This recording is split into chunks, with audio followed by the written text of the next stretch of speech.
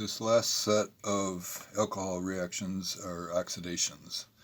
And so we get different products if we oxidize a primary alcohol from what we would get oxidizing a secondary alcohol, etc. So let's take a look at them. So to begin with, I'm just going to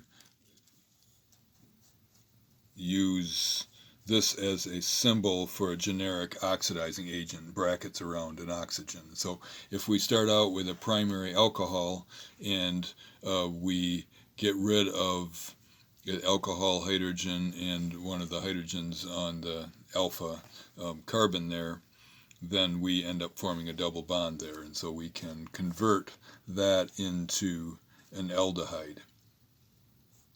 And so it converts to an aldehyde, but that aldehyde can be further oxidized and go on to form a carboxylic acid.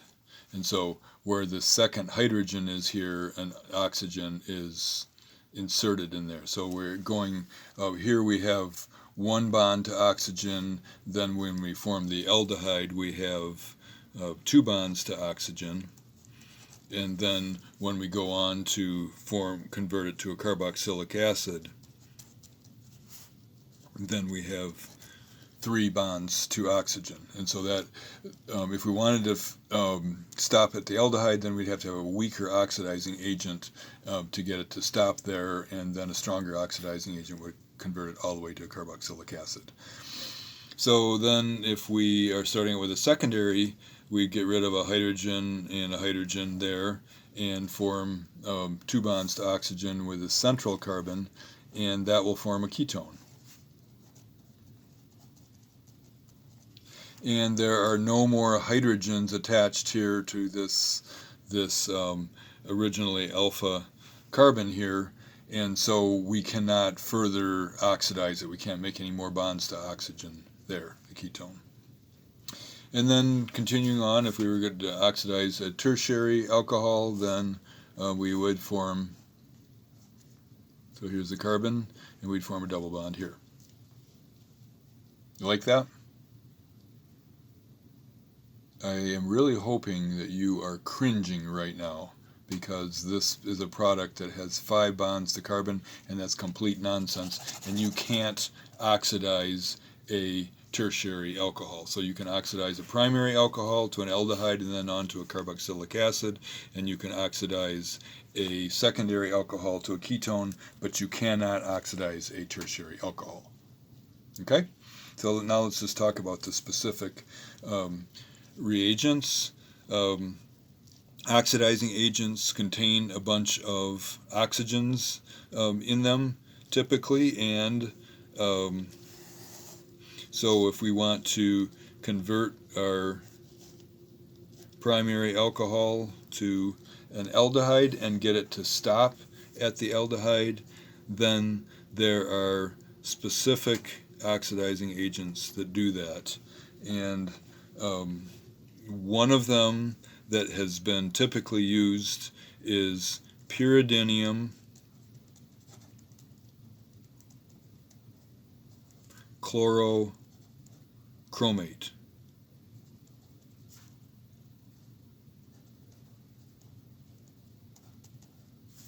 Abbreviated PCC. And in old answer keys, you'll see me always using PCC to do this oxidation. Problem is it's got a bunch of chromium in, and chromium is a toxic substance, and so it produces a bunch of chromium salts that are difficult to discard, and they're not good for the environment. And so recently your book has come up with a Des-Martin oxidation, and the reagent is Des-Martin. So these are the last names of the dudes that were working with this and discovered this reagent, or invented this reagent, I should say. Des-Martin per iodinane.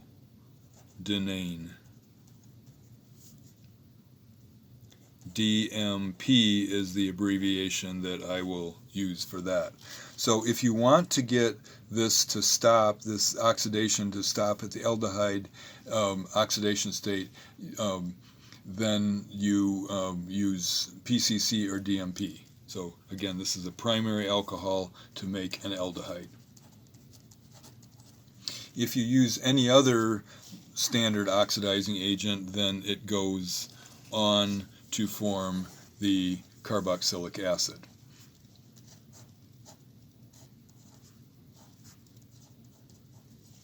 And all kinds of reagents you can use for that. Chromium trioxide, or you could use dichromate, Na2Cr2O7, or you can use permanganate, potassium permanganate, KMnO4. You're used to seeing that one. Any of these strong oxidizing agents will convert an alcohol all the way to a carboxylic acid, a primary alcohol to a carboxylic acid. And then let's look at the conversion of a secondary alcohol to a ketone. So there's only one thing that you can convert a secondary alcohol to, and that is a ketone. And it turns out that you can use a mild oxidizing agent or a strong oxidizing agent to get this to happen. So you can use PCC or DMP or KMnO4 or chromium trioxide or sodium dichromate. Any of these oxidizing agents are going to work to convert this secondary alcohol to a ketone. Okay? So you have some range of reagents that you are using, and sometimes you have more than one functional group, and or you have say here's an instance. So let's say you have this reagent that has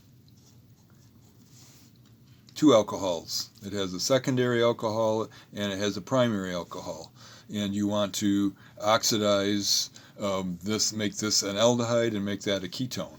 So if you wanted to do that, then you would have to add the mild oxidizing agent there. So this would become the ketone and this becoming the aldehyde, and you could do that with PCC or DMP. If you wanted to make this a carboxylic acid and make this into a carboxylic acid, make this into a ketone, then you could add a stronger oxidizing agent like permanganate and get this final product here, the carboxylic acid on the end and the ketone. Okay, so just different circumstances may cause you to choose either the weak oxidizing agent or the strong, and if it doesn't matter, then you can just pick any of these works. Okay, and the primary, then the only way you can get it to stop at the aldehyde is to use the weak oxidizing agent. And these reagent, or at least this one, Dess-Martin pyrronidenane structure is in your textbook. It's on page 551. It's a reagent that has an iodine with a whole bunch of bonds to oxygen in it, and we don't really need to be memorizing the structure of PCC or DMP. I mean, you can, but there's not a lot of value in that. And notice what we're doing here when we're drawing products of oxidations is we're drawing the oxidized organic product. We're not balancing the equation. We're not saying what happens to chromium trioxide or sodium dichromate or permanganate, what they turn into. We don't care. We're just looking at these as tools to make the products that we're interested in, aldehydes, carboxylic acids and ketones.